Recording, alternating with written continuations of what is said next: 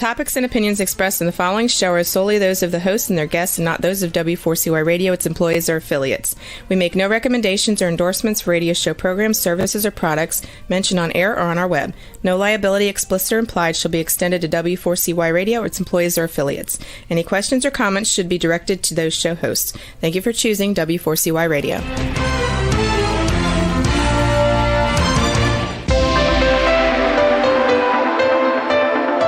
Churchill said, "Those who fail to learn from history are condemned to repeat it." Kevin Hallinan believes that certainly applies to business. Welcome to Winning Business Radio, here at W4CY Radio. That's W4CY.com. And now, your host, Kevin Hallinan.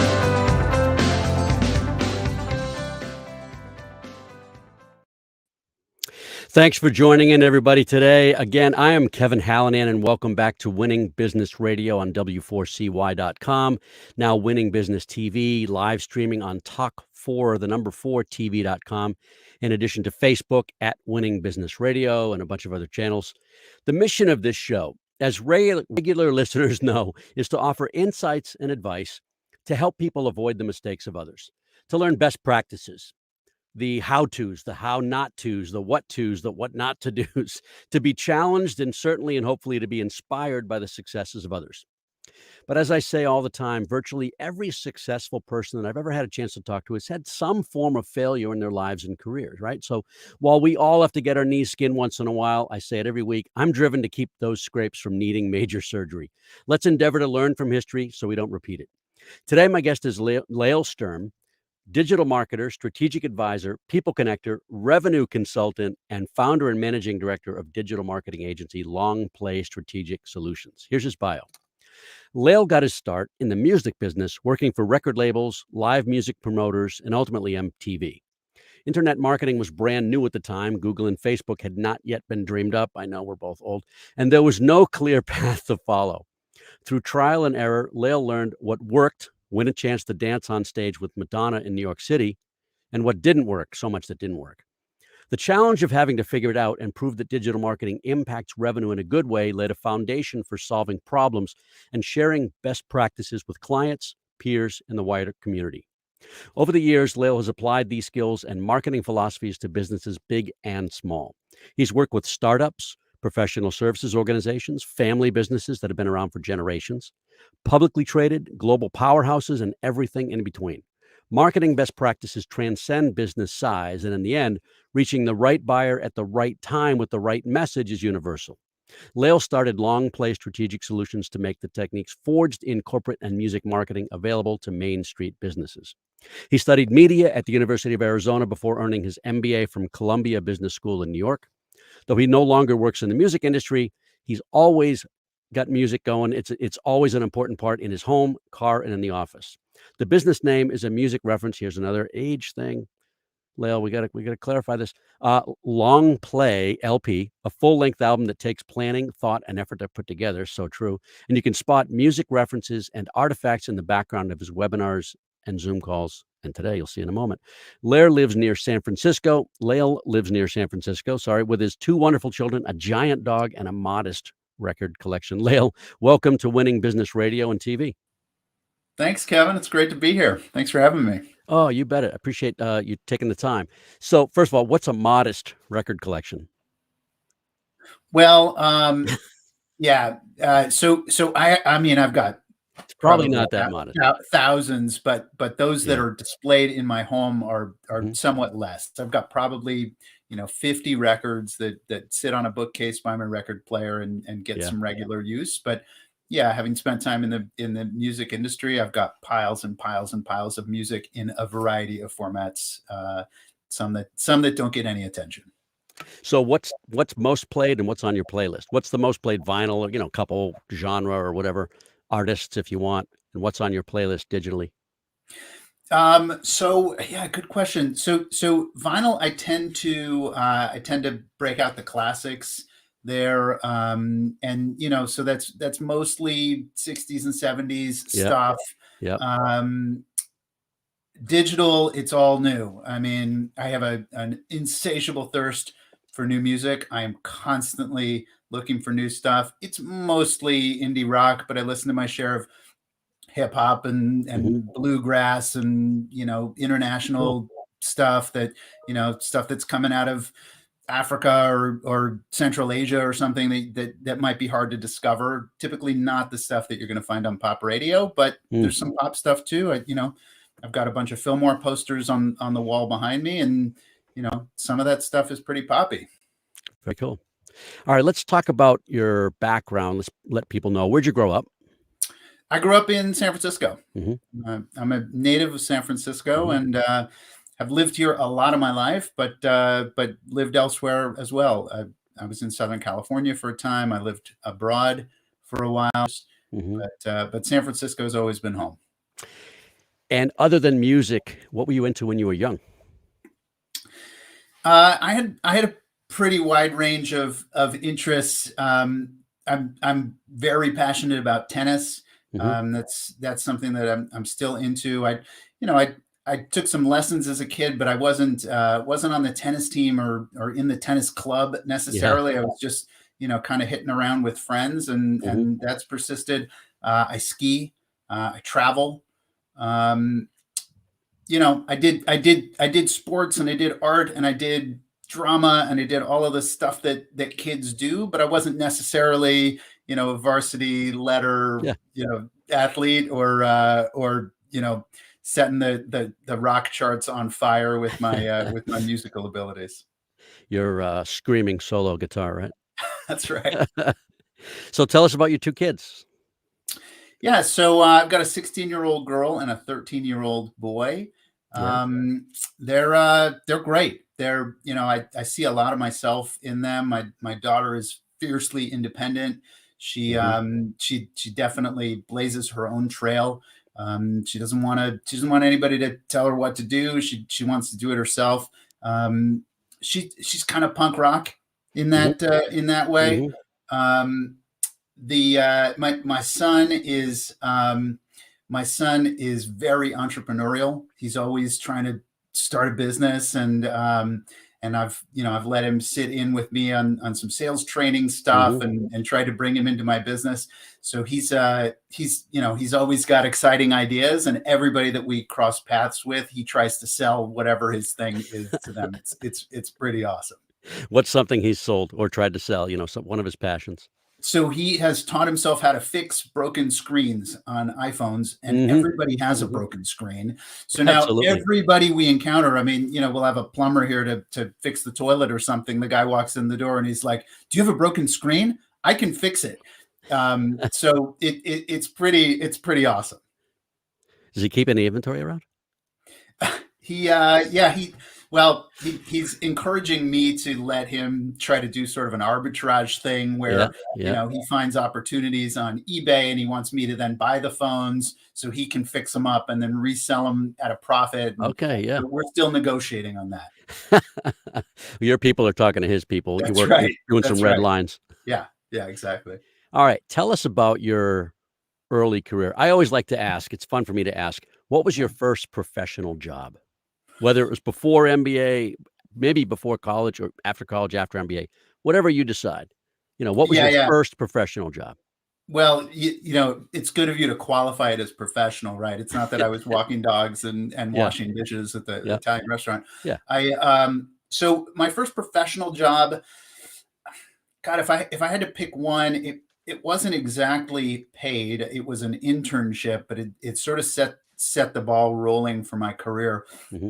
There's a legendary concert promoter from San Francisco named Bill Graham, and Bill Graham's concert promoting business is called Bill Graham Presents, and they did all of the 60s and 70s music that was coming out of San Francisco traces back to Bill Graham Presents. So all of the Grateful Dead and Jefferson Airplane and all of the bands that were a part of that scene, and he had venues including the Fillmore, which is sort of the most famous. Sure. And I got an internship at Bill Graham Presents in the 90s, early 90s, when I was finishing up college. And it wasn't paid.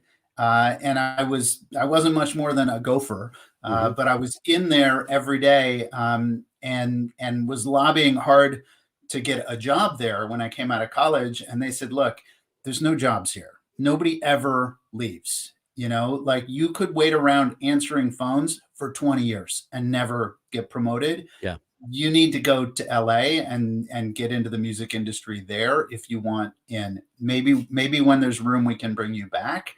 But there's no path from intern to professional at Bill Graham Presents. Yeah. So that's what I did. I finished college, and then and then with a recommendation from my boss at Bill Graham Presents, I was able to get a job in the music industry at a booking agency.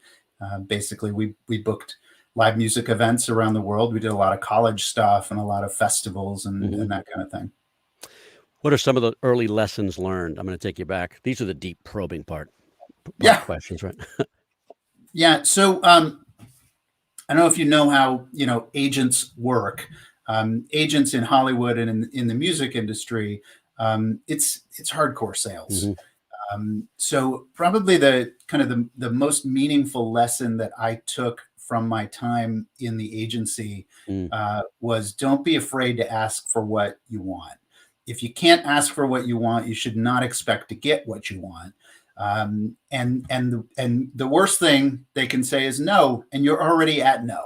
Right. Like your starting place is That's no. Right. That's right. So you may as well ask. You're not going to get it's not going to be any worse than where you're currently at. And there's at least some chance that you actually can accomplish the thing that you're setting out to do. So those were some of the early lessons for me. Agency life wasn't where I wanted to be. Yeah. You sort of have to think of talent as the product, and those are people. It's not product. Those are people, and that's their career and their lives. Yeah. So I took some great sales lessons from there, but ultimately that wasn't where I wanted to be in the machine, even though I really loved live music and being so close to it. So take us through the other early positions up to, don't talk about LPSS yet. I want that to be a separate discussion, but take us through that, some of the earlier positions up to 01 and some of the lessons you can recall along the way. Yeah, so I took a bit of a detour from the agency world. What was happening in the mid 90s is the internet was starting to happen, and I had a friend at the agency who started something and kind of recruited me and some other people over pizza and beer to help him figure out how to code this thing up. So I learned basic web development. Was that the compensation, by the way? Yeah, pretty much. Yeah. But he made this thing, and I think within, my memory will probably exaggerate it, but I think within 6 months of launching it, he sold it, for millions of dollars. Wow. And this was a guy, same age as me. We worked at the same agency together, and here he did this thing, and 6 months later, he was cashing big checks. Wow. So I thought, well, maybe the internet's worth exploring. So I moved back from LA to San Francisco, where kind of the whole scene was developing. And I went to work at a little startup called Cnet, which of little course startup, Cnet. So at the time it wasn't big. I was a fairly early employee. We were in this weird space. It was like a converted gymnasium, and my desk as the low man on the totem pole was underneath the basketball hoop, and the sales team would like literally shoot hoops over my desk. That's funny. So spill coffee once in a while. Right. It was a fun job, and I learned a lot. But ultimately, my passion was music, and so I was at CNET for a while through the IPO, and it wasn't life-changing money for me being low man on the totem pole, but it was something. And I sort of took my winnings and moved to New York, and in New York, because I had a little bit of a nest egg, I could get myself settled, and I did a whole bunch of things. I managed a couple nights a week a punk club, and made sure that everybody got paid, and went to see a lot of bands, and was like just trying to be as plugged into the scene as I possibly could. If I didn't have plans one night, it could be a Tuesday night, I'd go and see 6 different bands. I knew all the door people at the various venues, and could usually talk my way into a couple free drinks, and it was a lot of fun. Ultimately ended up at a record label. One record label job led to a different record label job. Let's pause right there. Right there. We'll come back to the record labels in a second. I was into it. I just realized the time.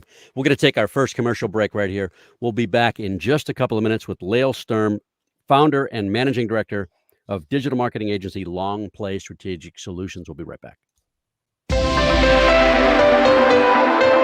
You're listening to Winning Business Radio with Kevin Hallinan on W4CY Radio. That's W4CY.com. Don't go away. More helpful information is coming right up, right here on Winning Business Radio.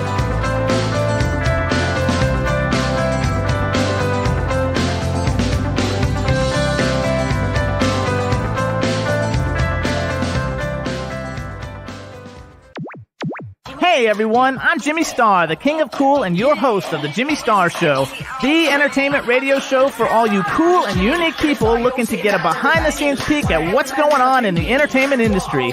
Listen in as me and my cool crowd of co-hosts bring you celebrity guests, new music, and the good times in fashion, entertainment, and pop culture. Right, everybody? Right! Tune in live Wednesdays at 3 p.m. Eastern on W4CY.com.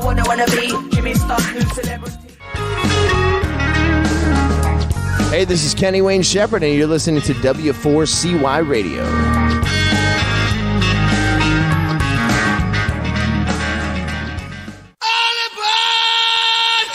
Hey, this is Rebel Medler. Join me for In Your Face on W4CY.com, Tuesdays at 2 p.m. Eastern Standard Time.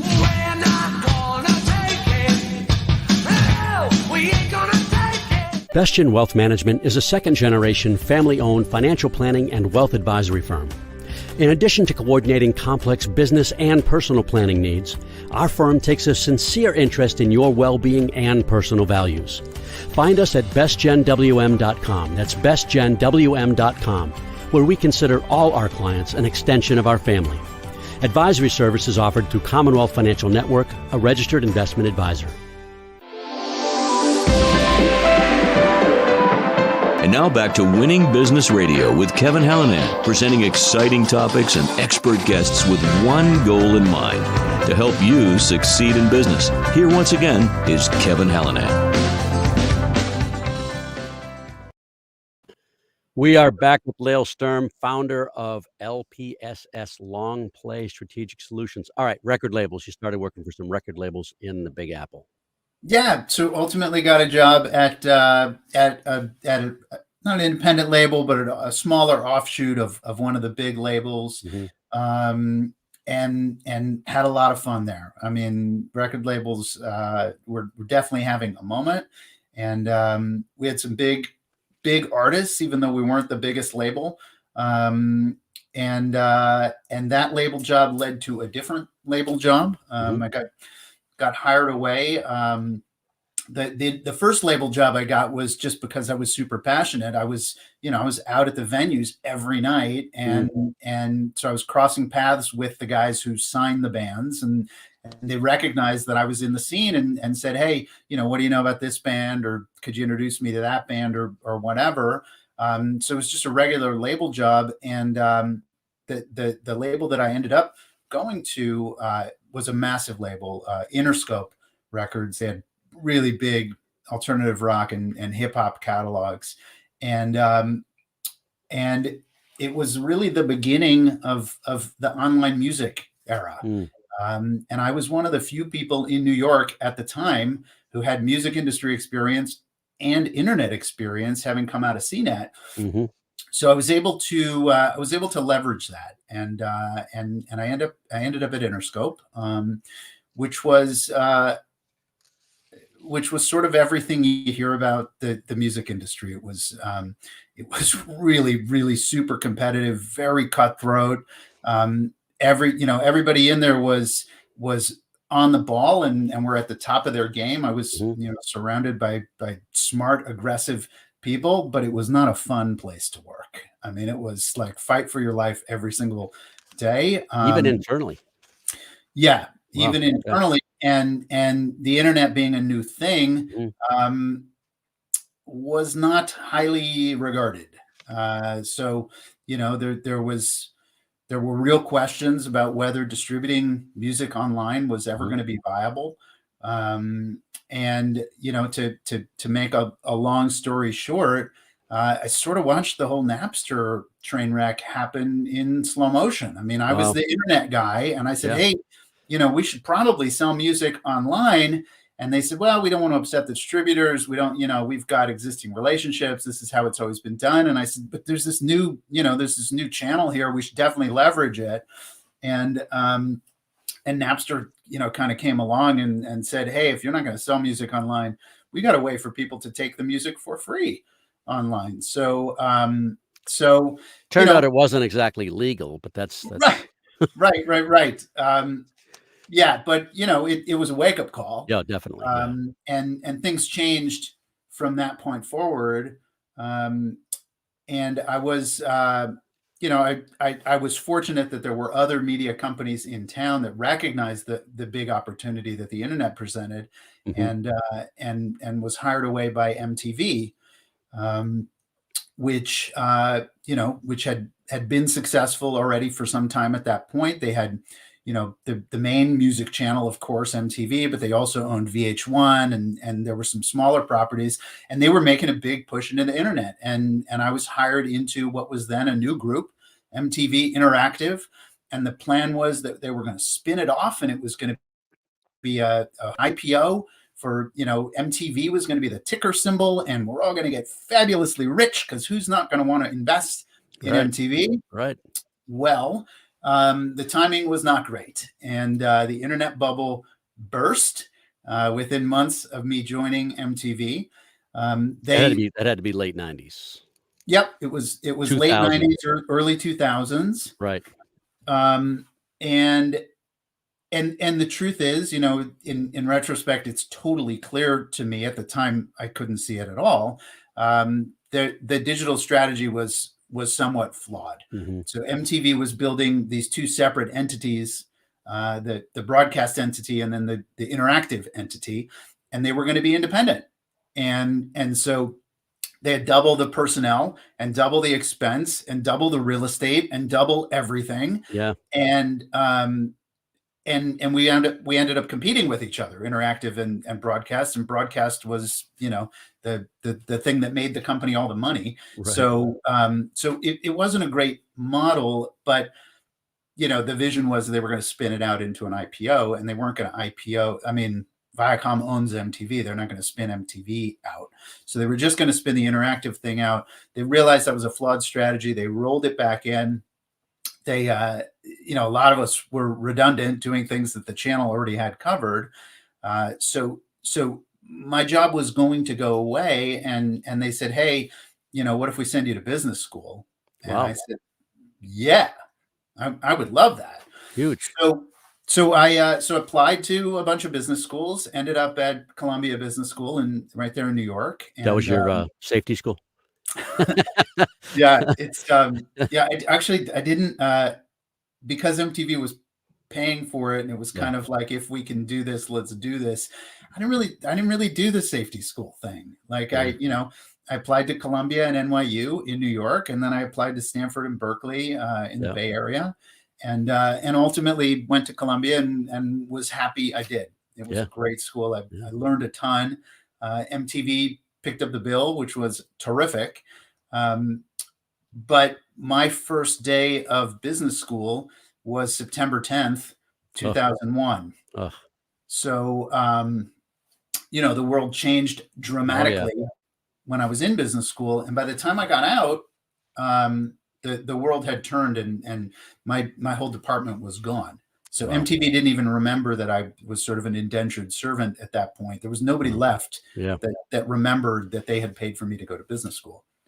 Meanwhile, in business school, at the time, business school was a little bit old fashioned. It was not what it currently is. Everybody, it seemed, was either a banker or a big firm consultant. I was one of the very few people that had media experience, and really the only one that I can think of that had internet experience. And, despite the bubble having burst, there were a lot of people that had startup ideas. Oh, sure. And so I mean, I was in recruiting at the time, and the companies that went away were the ones that really were vapor. I mean, they had a great idea. They couldn't execute it. They couldn't figure out how to execute it. But there's obviously, look today, there were clearly companies at the time with good, solid ideas. Yeah. And, here we are, right? So, yeah. Yeah, for sure. And, and everybody had an idea at the time. So I was getting pulled aside a lot, and people were saying to me, "Hey, I've got this idea. I'm thinking about starting something up. Do you know anybody, in web development? Do you know anybody in VC? Do you know anybody that, has done anything like this?" Mm-hmm. So, in the hall or, over drinks, I was consulting. Yeah. And then and there, I hatched this consulting business. And, LPSS was effectively born while I was in business school in order to advise non-technology people and non-media people on how to access this, emerging technology and emerging opportunity. So let's go back for a second, or maybe it's concurrent, but I want to hear the Madonna campaign. Oh, yeah. Got to ask, right? For sure. Yeah, for sure. So when I worked at MTV, my job was to do promotions, and really the mandate was do promotions that are so big that the media is going to want to come and cover it. Now, MTV is a media company itself, but the goal was, to get other media outlets, Entertainment Tonight would cover the event that was being done by MTV. So, me and my department, we came up with all of these crazy things. We had what felt like a massive budget. I mean, we had like millions of dollars to spend on these things. Now, it wasn't a blank check in that everything had to be sellable. So anything we created, we had to go out and find 5 times more sponsorship money. So, if we were going to do something that involved air travel, we'd go and pitch it to American Airlines or, United or whatever to see if they wanted to sponsor it. We came up with a lot of really terrible ideas. It's part of the process, I imagine.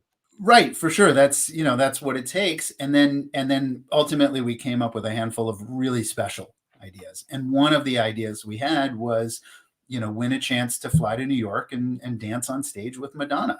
Madonna was doing this show at what was a relatively small venue for her. Was not a stadium show. I think it was some kind of a fundraiser. I can't remember the exact details. But what really stuck out about that particular promotion was the number of submissions. So it was a form on the MTV.com website, enter for your chance to win a trip to New York to dance on stage with Madonna.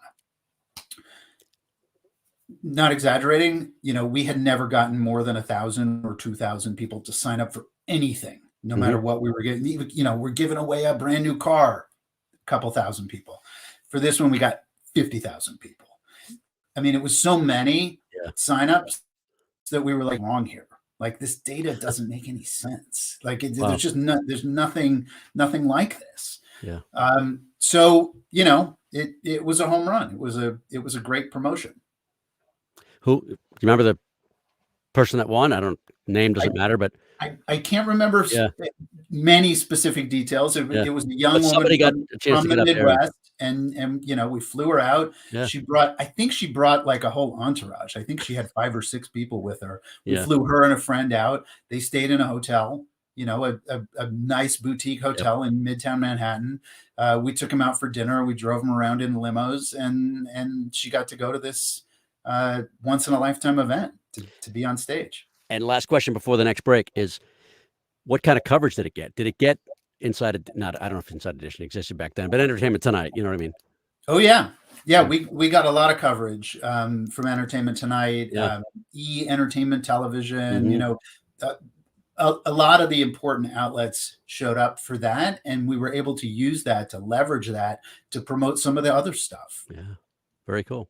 All right, let's take our second break right here. We'll be back in just a couple of minutes with Lael Sturm.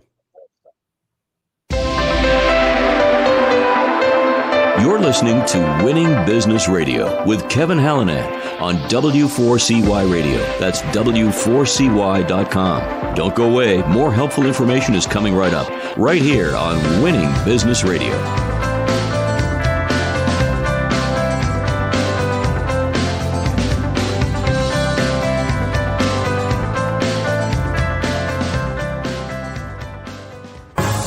Have you ever dreamed of having your own radio show?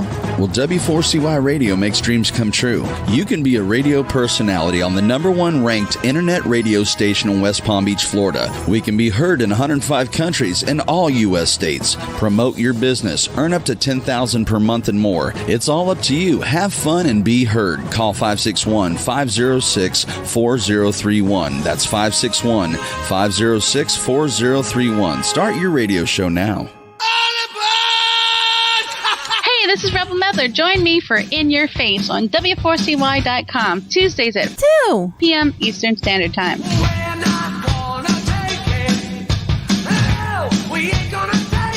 Bestian Wealth Management is a second-generation, family-owned financial planning and wealth advisory firm. In addition to coordinating complex business and personal planning needs, our firm takes a sincere interest in your well-being and personal values. Find us at bestgenwm.com. That's bestgenwm.com, where we consider all our clients an extension of our family. Advisory services offered through Commonwealth Financial Network, a registered investment advisor. Hey, this is Johnny Three Tears from Hollywood Undead, and you're listening to W4CY Radio. I do whatever it takes to make it break through. Anything I'm face to face with, it's true.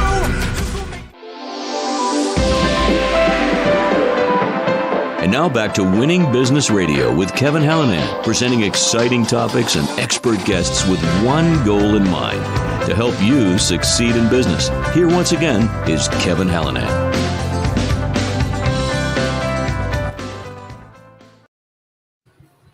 We are back again with Lael Sturm, digital marketer, strategic advisor, people connector, revenue consultant, founder, and managing director of LPSS, Long Play Strategic Solutions. Okay, I want you to tell us about the firm now. We made it to about 01, right? Beyond that, but we made it to 01 in history here. Tell us about the company. What do you want people to know? And we'll get into the work that you do. Yeah, sure. So, without dwelling too much on the evolution, it started out consulting people to help them get their projects off the ground. Is your idea sound? Does it make sense? Has somebody succeeded or failed at it before? Mm-hmm. Who do you need to talk to? How do you fundraise? What's your slide deck include? All of that, all of that startup stuff. Mm-hmm. Eventually, I moved up the ladder a little bit from people who just had ideas to people who actually had funding and teams, but it always focused on product launch or business launch or revenue generation. And over the years, consulting's great. I was happy doing it. I know a lot of people that are great at it and successful and heart's in the right place for sure. But for me, I found it a little frustrating just being a consultant because you're really depending on the client to take your advice. Oftentimes I'd go in and I'd say, hey, you need to do A, B, and C in order to be successful. And they would do A, and then they'd forget about B and C. And then they'd call me back a year later and say, hey, it's not working out. Like, can we do another engagement? And I'd come back in and say, yeah, you should still do B and C. What I found was that a lot of people sort of lacked the capacity, either the time or the money or the people to do the things that I as a consultant was recommending. So the first step in the process of solving some of those problems was I built a referral network, people that I knew could do the kinds of things that I was recommending these businesses do. And I would say, hey, you should go talk to Tom. He's got a great shop. They're going to build your website. You should go. Interesting. Probably you weren't monetizing those referrals. No, but they were creating value. Right. I just wanted the clients to be successful. I was aligned with them in terms of accomplishing their goals, but I couldn't actually, all I could do was tell them. You know, you can lead a horse to water, but you can't make it drink. Right. So I was making these introductions, and I saw that taking off. I saw that there was some traction there. So then I started reselling those services. I would say, okay, you're going to need a new website. You're going to need an email campaign. You're going to need social media. We can do that for you. And then I would subcontract out. Eventually, I built the capacity internally that we can do all of these things for our clients. And in time, we've really refined what it is we do specifically to just three things. And I'll tell you those three things in a minute. But first, I want to tell you one of our core guiding philosophies is that marketing is an investment. And if you're going to invest in marketing, you should be able to measure the return on that investment. Very good. Yeah. So we only do services that are measurable, where we can actually draw a line between the work we're doing and the amount that's being invested in that work and the goal, which is often revenue, but sometimes not. Sometimes it's building audience or growing a list or whatever. So the three things we do are organic social media, where we're creating business posts for our business clients to post on their business profiles on, a variety of platforms, doing all the engagement and measurement and all the stuff that it takes to develop that as a way to show your expertise and build community and develop social proof. So we do organic social media. We do paid digital ads, which are ads primarily in the Google and Facebook universe, but we support LinkedIn and Twitter and other platforms as well. And then the last thing we do is search engine optimization, where we're helping people build their websites in a way that Google sees them as a good search result for whatever their business is. I know it changes, and I know we could go down a rabbit hole, but without going down that rabbit hole, just high level, what makes it friendly to Google? Yeah, so great question. There's three important parts to search engine optimization. Part one is that your website is built according to best practices that Google is not shy about sharing. You know, how you should format your page, what tags you should use, what the elements are, how much text is appropriate. So we modify people's websites to make sure that they're consistent with Google's best practices. We stick with their recommendations. We're not trying to trick Google. We're trying to do the thing that Google asks us to do to make the site search friendly. Then we build a lot of text content. So blog posts and that kind of thing. It's keyword dense. So it's got the keywords that you would want to be found for embedded into the content.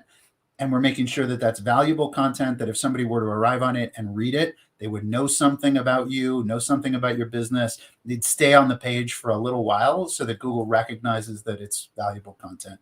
And then the last thing is we develop inbound links to people's websites. So other high profile sites in their industry, in their category, that link to them, which Google sees as a vote of confidence.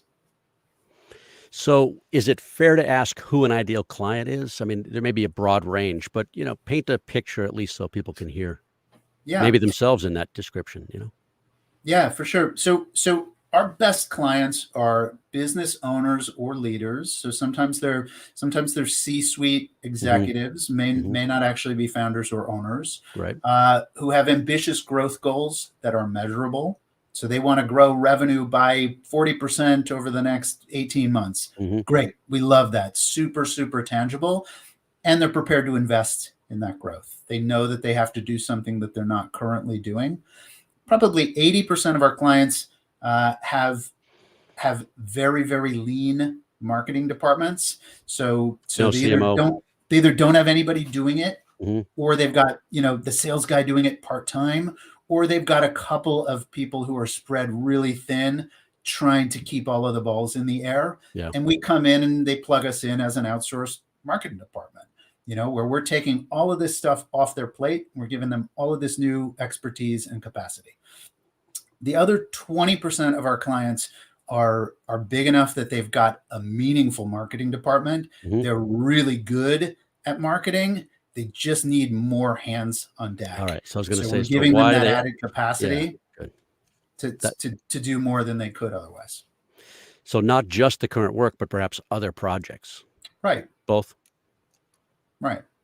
And it's much cheaper to engage us as an agency than it is to add headcount and train people up to be a part of your full-time team. What are some of the challenges that would warrant an organization bringing you in? Yeah. So primarily the challenges that we see are stagnant growth, or sort of an awareness that their current tactics are not going to yield the results that they want.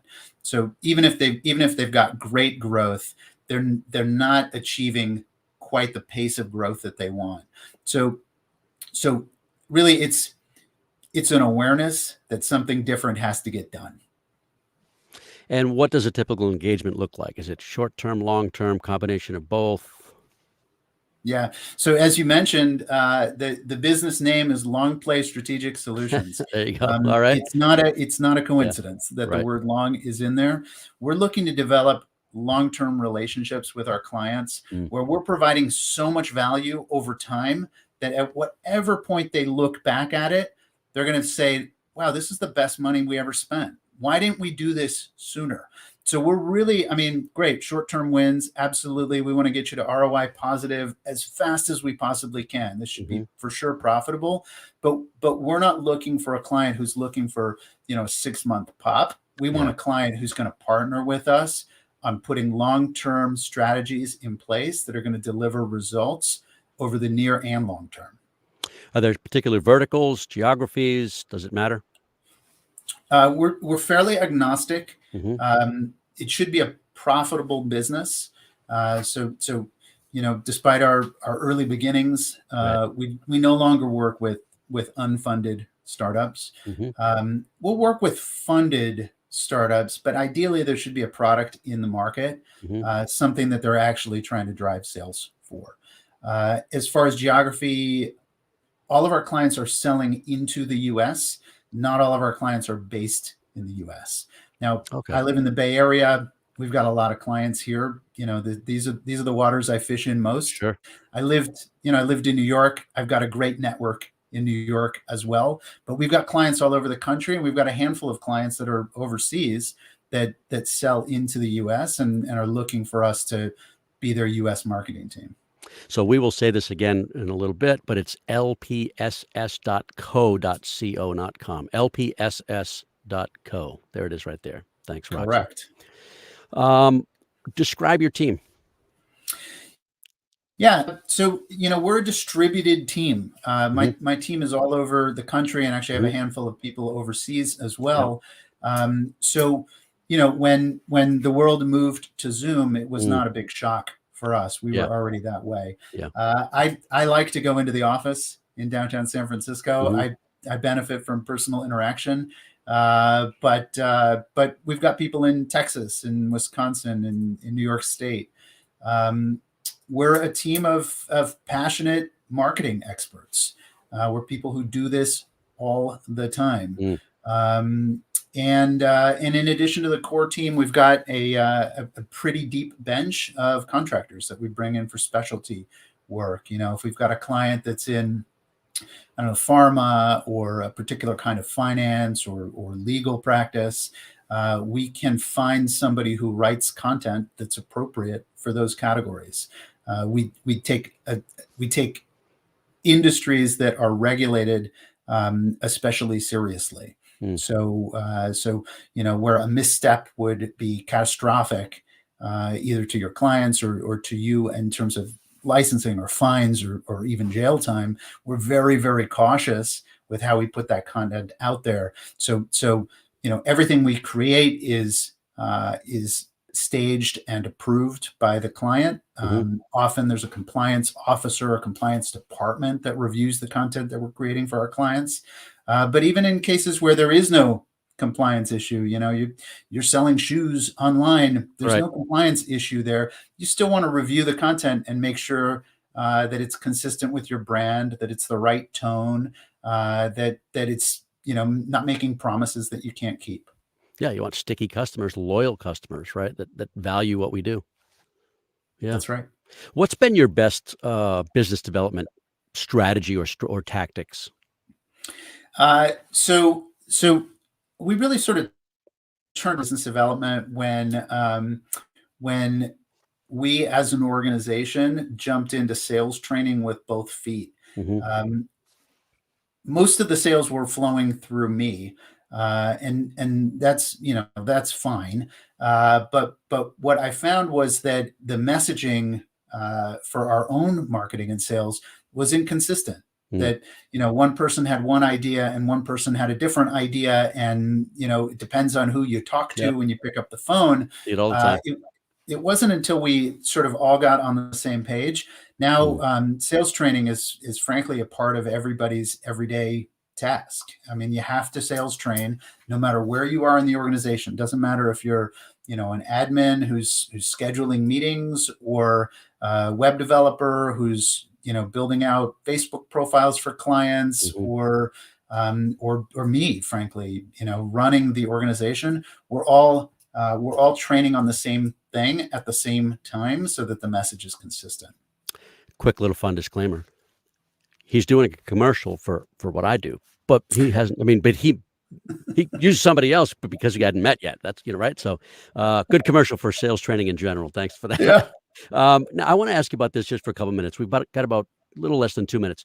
You're involved in at least 2 nonprofits, right? Your Temple, and it's either Lavan or Lavan. Can you talk about why you're involved in those? I ask this question a lot when I see it.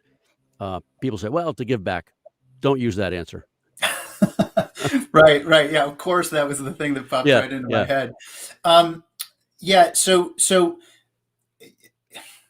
one is to make an example for my kids. Awesome.